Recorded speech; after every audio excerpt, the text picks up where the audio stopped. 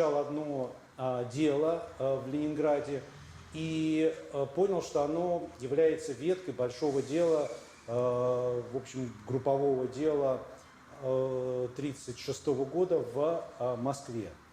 И таким образом я стал изучать это дело. И уже потом по ниточке понял, что его невозможно понять, не изучив дело Султана Галиева. Второе дело, мы знаем, да, что Султан Галиев арестовывался трижды. Первый раз в 23 году, второй раз в 28 году. И вот как раз дело 28 года, оно привлекло мое внимание.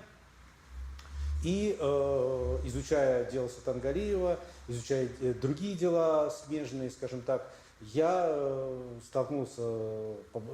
узнал подробности, конечно, я до этого слышал о Фатиме Ерзиной, о том, что она была женой Султана Галиева, но более чем, знал только такие базовые сведения о том, что вот она из богатой московской семьи и так далее.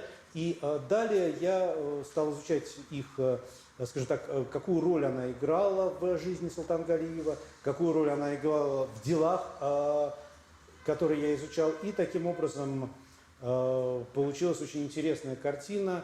И предо мной предстала судьба, трагическая судьба очень интересной женщины, которая, в общем, могла при других условиях быть, возможно, даже известной киноактрисой. Она училась в этом самом техникуме кинематографическом, который впоследствии стал ВГИКом. Но вот, к сожалению, ее карьера не задалась. Тут, конечно, причина очевидна. Здесь я привожу краткие сведения о Фатиме Ахмедовне Ерзиной. Она родилась как раз в уже упоминавшейся семье Ахмеда Ерзиных и Биби Фатихи Костровой-Ерзиной. То есть это две богатые касимовские семьи, жившие, что называется, между Касимовым и Москвой. В Москве они уже находились. И это, конечно же, вот это ее происхождение, оно постоянно напоминало о себе уже в послереволюционные годы, напоминало о себе во время их совместной жизни с Султаном Галиевым. И, в общем, конечно, это был брак марганатический, неравный. Пыталась учиться в Институте востоковедения, то, что стало Московским институтом востоковедения. Она училась, но вынуждена была бросить. У нее родились дети по материальным соображениям. Потом Султан Галиев был арестован. То есть вот эти все обстоятельства препятствовали и мешали ей закончить институт. То есть она училась и в Институте востоковедения, и в техникуме кинематографии. Далее уже развод, второй брак. Про второй брак практически мало известно. Вот я как раз в архиве, в Центральном архиве ФСБ как раз материалы изучал, в том числе связанные с ее вторым браком за Хусаином Дашкиным. И далее это трагические, так сказать, уже события, это арест, и это приговор. И, собственно говоря, она отправлена в ИТЛ, и следы ее теряются. Я надеюсь, что, в общем, это просто потребует, наверное, времени, но я надеюсь, по крайней мере, установить точную дату ее смерти, поэтому пока у нас здесь знак вопроса. Я встречал в некоторых источниках 1946 год, но я не совсем уверен, что это правильная дата, это скорее просто такой устный нарратив. Вообще, очень интересная тема. У меня была как раз в Москве лекция, я сейчас не буду ее повторять, она, возможно, появится тоже в открытом доступе. Это архивно-следственное дело как источник по изучению истории мусульманских сообществ в Советском Союзе. И там как раз я говорил о том, что чем может помочь изучение архивно-следственных дел, как раз для понимания истории. То есть там целый ряд моментов, которые мы можем оттуда узнать и которые мы не можем узнать из других источников. В частности, в том числе и биографические некоторые данные. Иногда это единственный вообще источник, где есть фотография, фотоматериалы и так далее. И как раз я надеюсь, что такой момент, как биографические данные, это нужно будет уже даже не архивно-следственное дело, это нужно изучать личное дело. Личное дело, оно следовало за человеком, то есть это, судя по всему, она окончила свои дни, то есть, то есть она точно умерла до окончания срока, первого срока. Вот у нее было 10 лет, вот где-то, может быть, наверное, 46-й год возник в устном нарративе, что была дата окончания примерно срока, и вот в то время она умерла. Вообще вокруг имени Фатимы Ерзиной и Султан Галиева очень много мифов, очень много таких вот, скажем так, вот этих устных преданий, которые часто не соответствуют или не совсем, или не полностью, или вообще не соответствуют истине. Но, в частности, вот я практически, очень многие, кого я знаю, они говорили о том, что Султан Галиев убил из ревности крымского татарина, у которого якобы был роман с Ерзиной, с Фатимой Ерзиной. На самом деле речь шла не о Ерзиной, а о Раузе Чанышевой, о первой супруге, о первой жене Султана Галиева. И убит был не крымский татарин, убит был, скажем так, азербайджанец, что это не было, опять же, порывом страсти. То есть вот Султан Галиев, он такой был очень эмоциональный, такой экспансивный человек, он экспрессивный, прошу прощения, человек, он очень, так сказать, ну, тут он говорит, что через год, то есть это как бы целый год он носил в себе вот эту трагедию, изменил ему она сказала, что со студентом, потом оказалось, что это не студент, что это доктор Оруджиев, и в итоге, в общем, Султан Галиев сначала к этому подозреваемому студенту приходит домой, смотрит, что это какой-то жалкий студент, в общем, такой несчастный, весь там, живущий в какой-то там комнате грязной, и он уходит оттуда. Потом выясняется, что это был доктор, женский доктор, в общем, как я понимаю, и в итоге Султан Галиев уже его с холодным сердцем убивает его. Вот, и дело заминается, в том числе вот это происходит еще Вахитов, тогда был жив, он настоял на том, чтобы прекратить это дело, но Султан Галиев готов был понести наказание, но в итоге, в общем, он избежал этого наказания, хотя Сталин припомнил ему это дело, и когда обсуждался вопрос о назначении, так сказать, руководителя Татар-Республики, Сталин, одного из руководителей Татар-Республики, не помню, по-моему, председателем ЦИК, и когда Султан Галиеву Сталин предлагал эту должность, он ему тут же сопроводил это предложение комментарием, что, ну, надеюсь, что ваша, так сказать, история с Оруджиевым там не помешает вот вашей карьере, вот вашему делу. То есть, как бы и Султан Галиев понял, что это такой как бы намек, это такой крючок, и он, в общем, счел благоразумным отказаться. 18-й год, опять же, мы тоже имеем устный нарратив здесь, устную историю о том, что как Султан Галиев добился любви, ну не любви, а брака, как он добился брака с Фатимой. Он тоже, согласно вот легенде, которая, вот, по-моему, источник это интервью Раузы Костровой, которая дожила до 100 лет и которая умерла в 2012 году, по-моему, ее интервьюировали наши вот московские коллеги, и в других вот источниках фигурирует, что Мирсаид, в общем, увидел то ли в доме Асадулаева, то ли где-то еще на каком-то татарском мероприятии Фатиму, влюбился в нее, и, в общем, есть такая легенда, опять же, да, что вот он сказал, что он и то ли себя убьет, то ли ее и себя, только ее застрелит, если она не выйдет за него замуж. Вот. Так это было или не так, мы сейчас уже точно сказать не можем. Но Фатима выходит замуж, родители ее против, мать ее категорически против. Это, ну, неравный брак, это, в общем, брак с коммунистом, это, в общем, человек чужой.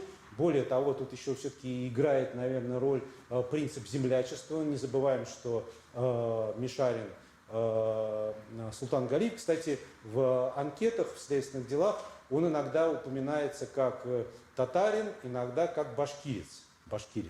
Вот. Ну, иногда как татаро-башкир, то есть вот разные упоминания, но это опять же, да, нужно понимать, что мы сейчас не будем об этом подробно говорить, что анкета в архивно-следственном деле – это особый жанр, нужно это тоже понимать. Но в любом случае это был как бы человек во многих отношениях чуждый той среде вот этой богатых предпринимателей, Ерзиных, и в общем он был совершенно… Но тем не менее брак состоялся, Султан Галиев поселяется в доме на Большой Татарской улице, и в этой квартире, где живут Ерзины, Костровы, он живет, и к нему приходят люди, связанные с ним. Исследователи называют это дело 1936 года делом Цдум. Вы, наверное, слышали, да, дело Цдум. На самом деле это не совсем правильно. Дело Цдум его называют потому, что те исследователи, которые мне писали, они в основном концентрировали свое внимание концентрировали на персоналиях, связанных с Цдум, Центральным духовным управлением мусульман внутренней России и Сибири, а в частности Тарджимановым, Кашафом Тарджимани, с Камали. Поэтому они, ну, Шамсудиновым, хотя Шамсудинов, он был имам-хатыбом исторической мечети, он не был в руководстве Цдум, и, в общем, тут тоже не совсем корректно, но так или иначе его в историографии принято пока именовать делом Цдум, но это не, говорю, что это не совсем правильно, я называю это дело Идели Уральских комитетов, потому что основной прицел был связан с тем, что это как бы дело связано с Гаязом Исхакы, который через своих эмиссаров поручил организовать повстанческую диверсионную организацию татар на территории СССР. И таким образом, я не говорю про дело Султана Галиева, не путайте, я говорю сейчас про дело 1936 года. Дело Султана Галиева – это дело, связанное с Милли Ферка. Султан Галиев был арестован вот в декабре 1928 года. И, конечно же, это было очень интересно. Здесь сразу появляется одна из первых таких, не первых уже, мы уже упоминали, были и другие загадки, но одна из таких, скажем так, загадок тайна Фатимы Ерзиной. Дело в том, что согласно данным, согласно показаниям Султана Галиева, не помню сейчас точно, не буду врать, за неделю или за 2 недели до ареста Фатима сообщила ему, что готовится его арест. Султан Галиев стал собирать вещи, чтобы уехать. Но Фатима, увидев это, она перепугалась и сказала, что не надо никуда ехать, что, в общем, может быть, и обойдется, и стала как бы давать задний ход. Казалось бы, вот и Султан Галиев, вот он об этом как бы рассказывает, что он не стал допытываться, откуда она узнала, как он понял как он догадался, как он уже потом задним числом об этом говорит, что он понял, что это какой-то возлюбленный, возможно, ее жены, который, скажем так, работает в ОГПУ и который решил, так сказать, предупредить ее вот о грядущем аресте.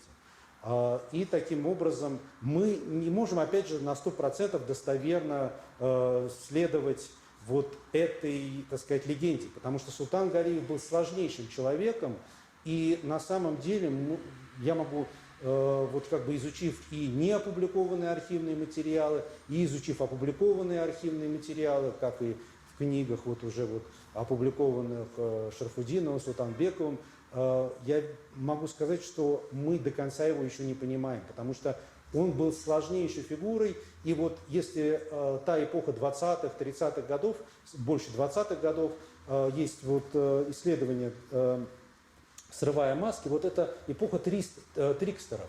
Это люди, которые действительно надевали на себя постоянно маски вот в условиях ранней советской действительности и постоянно вынуждены были себя как бы выдавать часто не за того, кем они были на самом деле. И вот Султан Галиев был, в общем, таким ярким трикстером, он действительно играл, он постоянно какую-то вот надевал маску. Когда он был на допросах в ОГПУ в 28-м, 29-м, 30-м году, это была одна маска, причем с разными следователями по-разному. Когда он беседовал там с Дьяковым, это был один человек. Когда он беседовал с Алмаевым, это был другой человек. То есть еще зависело от фигуры следователя. В общем, он был настолько в общем, театрален, он настолько был искусно вот вел вот эту игру, что зачастую мы даже с учетом того, что вообще само архивно-следственное дело его нужно очень критически оценивать, да, подаваемую там информацию, потому что понятно, что задача подследственного скрыть как бы то, что от него хочет узнать следствие. Уполномоченный или кто его там допрашивает, уполномоченный УГПУ, там соответствующего там, ну, дело шло в Восточном отделе. В общем, тем не менее, даже находясь до ареста, Султан Галиев вел постоянно какую-то игру. Постоянно с УГПУ он играл в кошки-мышки. Он постоянно, вот как бы, что называется, на грани фола. И получалось, что это как бы было такое вот противостояние, он на равных противостоял, да, он даже умудрялся через каких-то преданных ему людей в УГПУ посылать дезинформацию туда. Или наоборот информацию, которая дискредитировала его политических противников вроде Саид Галиева. То есть он постоянно вот, не находился как бы в роли пассивной такой жертвы, такого зайца, которого обложили со всех сторон, но он постоянно что-то делал до последнего момента, и даже находясь в камере, даже находясь уже в Бутырках, он уже продолжал какую-то вести попытку вот в своих показаниях. Была попытка передать какой-то документ во время прогулки, то есть у него постоянно что-то происходило.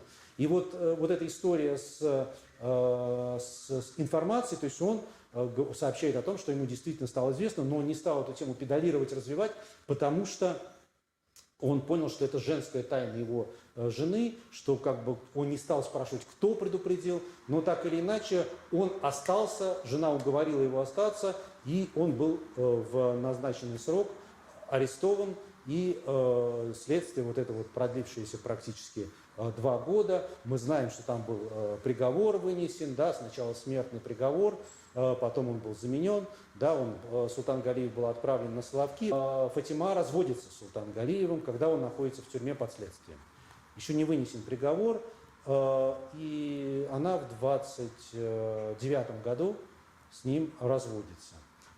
Какие были причины, мы сейчас не можем ни гадать, ни осуждать, но, скорее всего, возможно, она действительно в первую очередь, как мать, она заботилась о там, детях, она понимала, может быть, там есть письма тоже, да, когда она просит там скрупулезно, там, что вот опечатаны такие-то вещи, эти вещи не принадлежат Султану Галиеву, это наши семейные там, бюро, шкаф, там, мебель, там просит также вернуть лишние брюки, которые она передала Султану Галиеву, что ему не нужны 2 пары брюк и так далее. То есть вот эти все детали, и вместе с тем вот она вот, как бы сообщает тоже, что она уже не является женой Султана Галиева, то есть она больше не его жена, и проходит где-то около года или чуть меньше даже, и она выходит замуж за Хусаина Дашкина. Это инженер, ее ровесник полный, да, в общем, выходец из, скажем, тоже как бы это не совсем равный брак, но уже в условиях того советского времени уже как бы бывшие купцы, может быть, находились в гораздо худшем положении, не может быть, а действительно, то есть как вот лишенцы, да, и так далее, чем инженер, выходец, что называется, из народных масс.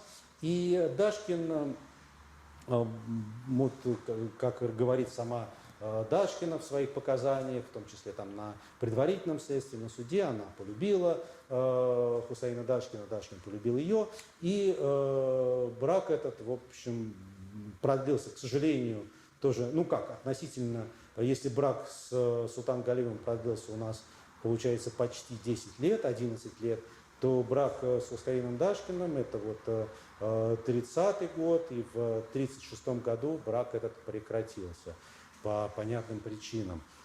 И формально они, может быть, даже и не разводились, но оба были арестованы по большому тому делу, по которому, собственно говоря, Фатима Дашкина получила свой ставший для нее смертельным приговор, да, вот 10 лет исправительно-трудового лагеря. Она по этому же делу проходила и Хусаин Дашкин, но Хусаин Дашкин был оправдан на суде среди нескольких человек, он был оправдан, а вот Фатима не была оправдана.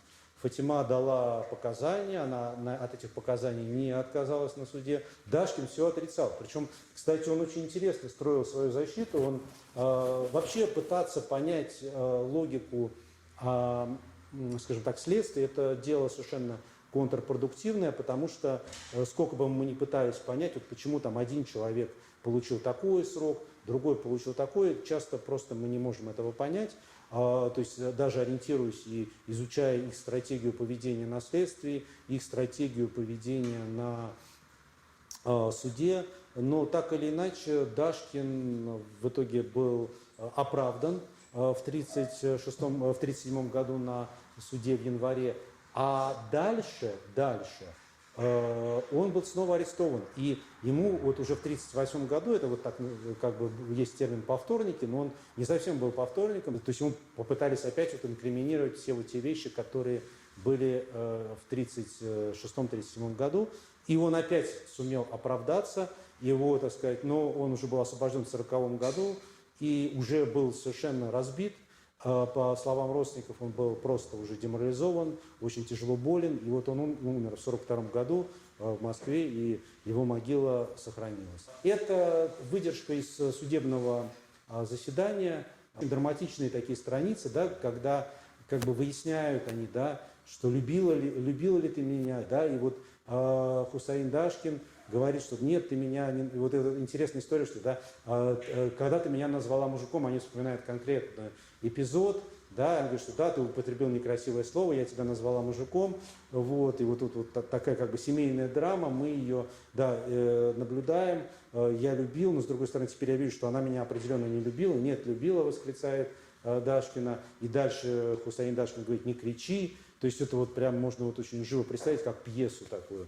Вот, и, ну вот, видите, да, в начале отдельный момент на почве ее пьяных. К сожалению, Фатима страдала этим недугом, и это подтверждается разными показаниями, в том числе и тем же устным нарративом. Она, то есть не просто выпивала, она прямо об этом сама тоже неоднократно говорит и на очных ставках, и на допросах, что, в общем, она злоупотребляла алкоголем.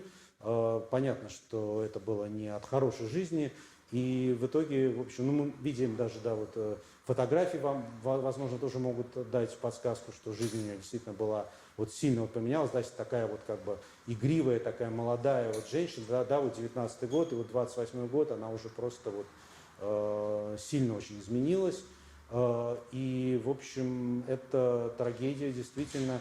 И, будучи, так сказать, вот подвержена этому недугу, конечно, она стала очень хорошим, так сказать, ну, не игрушкой, а хорошим инструментом в руках опытных следователей ОГПУ, НКВД, уже НКВД в 1936 году. И, в общем, это был единственный человек, один из немногих людей, кто не просто дал показания, да, ну, дал показания, подписал эти самые приговоры, протоколы допросов, но и не отказался, потому что некоторые отказывались на суде. Она не отказалась на суде. Хусаин Дашкин, который, я повторюсь, он был оправдан, да, вот, но тем не менее он себя защищал, и, в общем, он, ну, может быть, тоже не совсем этично поступал, когда, в общем, как бы защищая себя, в общем, не очень в хорошем свете выставлял свою жену. Но, опять же, мы с высоты нашего времени, мы не можем осуждать этих людей. Они, в общем, каждый пытался, понятно, спасти себя, каждый надеялся на что-то, и кто-то вел себя лучше, кто-то себя, может быть, хуже с точки зрения, да, такой вот как бы этической, но тем не менее, конечно, все оказались в тяжелейшем положении, никто не знал, чем это все кончится, все ожидали самого худшего, кто-то наоборот, может быть, надеялся на лучшее, а получил худшее, но так или иначе, здесь мы видим, да, что Дашкина, что здесь упоминается о том, что Дашкина желала, узнав, что Султан Галиев освободился, да, мы помним, что он в 1934 году был возвращен в Соловков, да, он жил в Саратовской области, и, в общем, возможно, что вот эта вот история, которая упоминается здесь, она действительно имела место, и да, Фатима Дашкина, бывшая Фатима Султангалиева, бывшая Ерзина, она, возможно, хотела вернуться к своему мужу, и, возможно, действительно,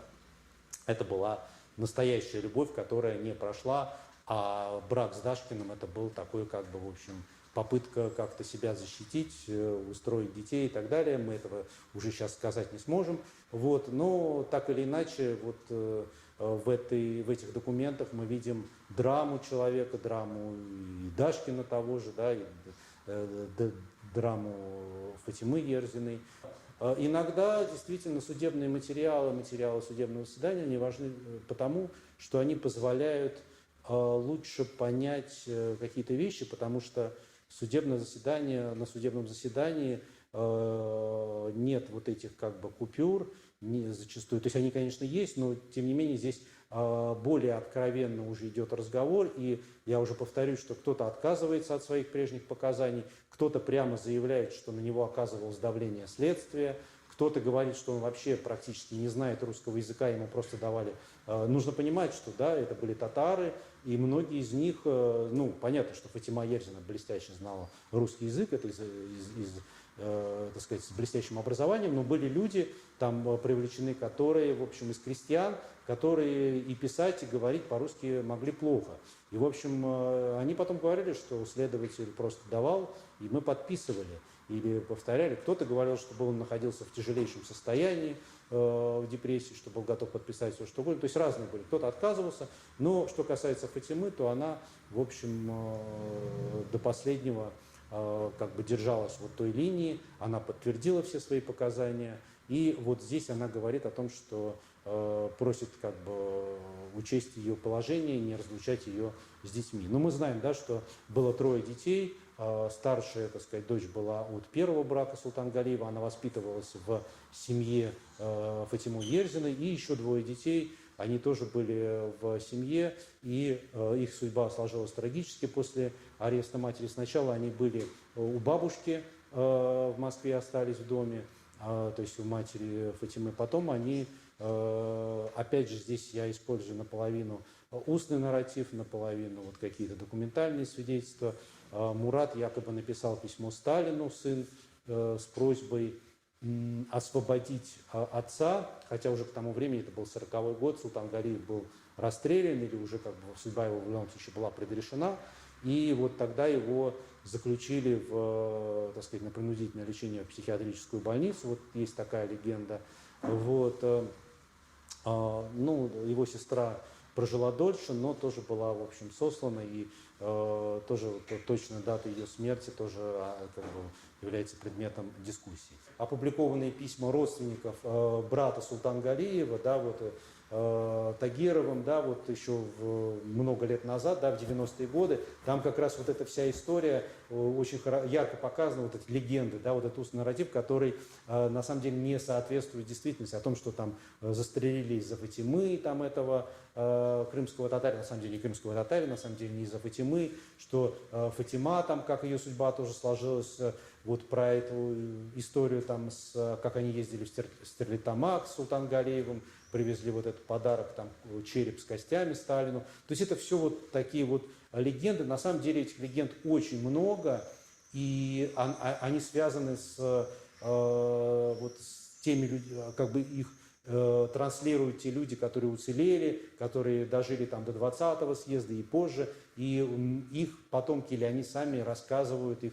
Но понятно, что здесь уже есть и какие-то вот мифология, и просто человеческая память иногда не срабатывает. Но в целом, как бы вот по ней, понятно, нет отдельного исследования, но здесь вот в основном представлены те сведения, которые удалось извлечь мне, вот, а так они есть вот краткие упоминания в связи с Султангалиевым. Но поскольку у нас нет такой вот всеобъемлющей, обычной даже вот, биографии Султангалиева, то, соответственно, как бы тем более нет биографии Фатимы. Конечно, были там и на уровне прессы, фельетонов, на уровне вот, скажем так, разговоров вот в татарской среде вот этой рабочей, что вот купцы, там спекулянты Ерзины, вот Султангалиев связался с этой семьей, что это тоже его как бы характеризует. Конечно же, об этом писалось, говорилось в те 20-е годы. Но если говорить о Фатиме конкретно, вот я знаю факт, что в 19 году она хотела вступить в коммунистическую партию.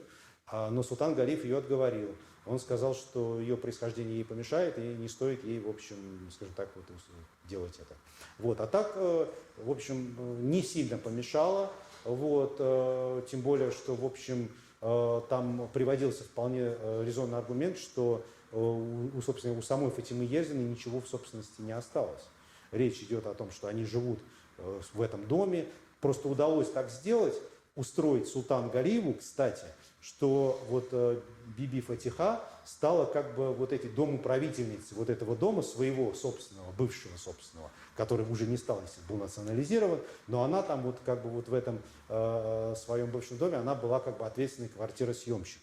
Вот, и они вот в этой большой квартире жили, там Ерзины, но в целом это были, в общем, бывшие люди, и Ерзина, он просто приводил аргумент, что она, в общем, но упреки, понятно, все равно как бы всем рот не заткнешь, и говорили о том, что да, это было. Но это не мешало. Скажем так, в 23-м году, мы знаем, да, причина была для ареста одна, да, это вот письмо Адигамову, там вот эта вот история значит, с Валиди и так далее. Кстати, для Султана Галиева из всех, скажем так, деятелей тюрко-татарской миграции он наиболее высоко отзывался о Валиди, Заки Валиди, и вообще его очень сильно уважал. И более того, когда речь шла о создании вот, республики, Валиди понимал, что как бы, ни в коем случае нельзя к Малой Башкирии присоединять Уфимскую губернию, северо-запад, потому что это размоет количество башкир в республике. Она была, скажем так, связной и помощницей двух людей. Абдрахмана Шафиева, который известен больше в литературе как Шафи Алмаз, который в Германии, я коротко скажу тогда, что это за человек, потому что, может, не все знают. Это был татарский купец, предприниматель. В советское время он был непманом там, в 20-е годы. Потом, ну, в общем, занимался торговлей, работал в посольстве турецком в Москве, в представительстве в качестве официального сотрудника. Потом, в 28 году, он был уволен в связи с каким-то спекулятивным скандалом, как сказано в документах. Он какую-то спекуляцию осуществил, причем в Европе. В общем, сами турки его уволили. В 28 году он вроде как уехал в Берлин, у него уже была там квартира. Но в 29-м, в 30-м он еще появляется в Москве и спокойно как бы общается, устраивает, назначает свидания там, московским татарам в гостинице в центре Москвы, где он останавливается. При этом в материалах того же дела Султану Галиеву, которое полным ходом идет в 30-м году, постоянно упоминается Шафиев. То есть это о чем-то говорит, можно задуматься, да? То есть он упоминается, но при этом, как бы, в общем, он спокойно в это время приезжает в Москву и проводит встречи. Потом он уже не приезжает в Москву где-то с 1931 года. В 1936-м всех арестовывают, и опять же вот всплывает имя Шафиева. Вторая фигура, которая... Вообще лидерами этой шпионской и диверсионной организации были... Это всесоюзная организация. В Москве в ее состав, вот как бы такими руководителями, там было несколько человек.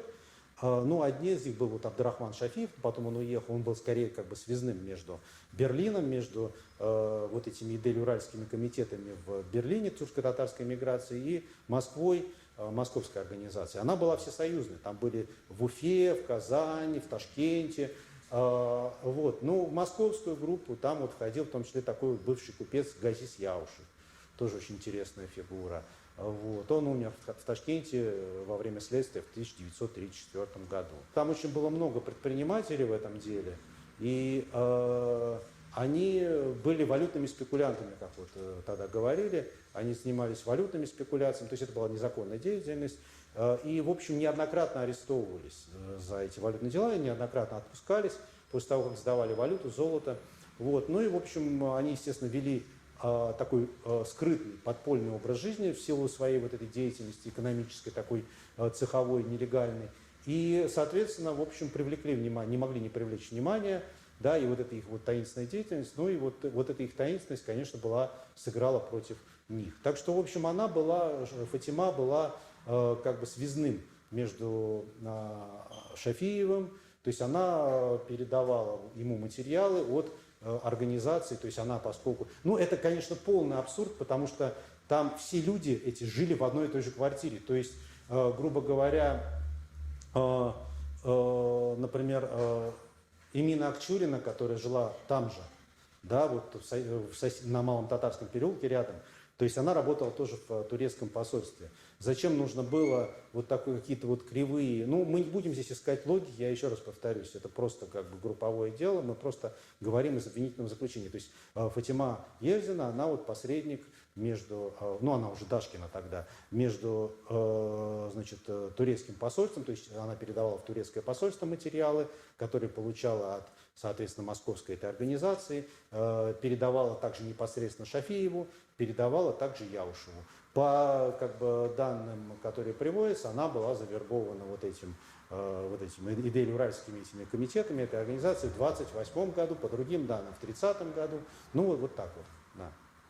То есть вот ее роль. На самом деле она действительно выполняла поручения мужа. Понятно, что она не передавала никаких там шпионских сведений, но в литературе есть, да, когда она по просьбе Султана Галиева, например, передавала той же Акчуриной. Я просто специально занимался Акчуриной, именно Акчуриной, которая работала как раз в турецком посольстве. Вот. У них была очная ставка с Дашкиной. Вот. И именно Акчурины, она, Фатима пришла, принесла имени Акчурина. Именно Акчурина работала в посольстве, она эти данные передала послу. То есть не данные, а она сообщила о желании Султана Галиева встретиться с послом. Ну, в общем, вот такого рода. То есть она действительно выполняла поручения, но она как бы уже это было повернуто и интерпретировано, что она передавала какие-то сведения. В 1956 году была реабилитация, все были реабилитированы. На тот момент в живых оставалось 5 из 28, если дай бог памяти, участников, это фигурантов этого дела. Да, все были реабилитированы, но вот как бы, что называется, где она, что она, вот это пока еще неизвестно. Вот, то есть она была реабилитирована гораздо раньше, чем Султан Галиев. Да. Мы знаем, опять же, по устным каким-то воспоминаниям, вот опять же, благодаря покойной Раузе Костровой, например, как сложилась судьба некоторых людей в лагере. Например, Костров Абдулхамид, вот известно, что он буквально там незадолго до освобождения умер, и его какая-то татарка похоронила в безымянной могиле по мусульманскому обряду. Там вот то ли медсестра, то ли кто-то.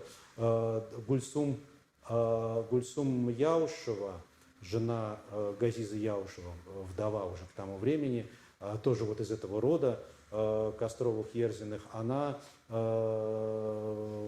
якобы вот тоже по этому устному нарративу работала, устным этим преданием, она работала, вот представительница этого клана, она была, она тетя как раз, тетя Фатимы Ерзиной, она работала то ли у начальника лагпунта, жены начальника лагпунта, поварихой, но тоже не дожила. То есть такая, как бы, как называется, придурочная должность, да, то есть такая блатная, но тем не менее тоже вот она не дожила до освобождения. Дело в том, что всем накинули потом новые срока, то есть вот уже 46-й год, когда закончились у всех, вот те, кто выжил, только в 56-м году вот они практически вот либо кто-то в ссылке находился, либо еще в лагере, они писали письма о пересмотре дела, там вот 48-й год.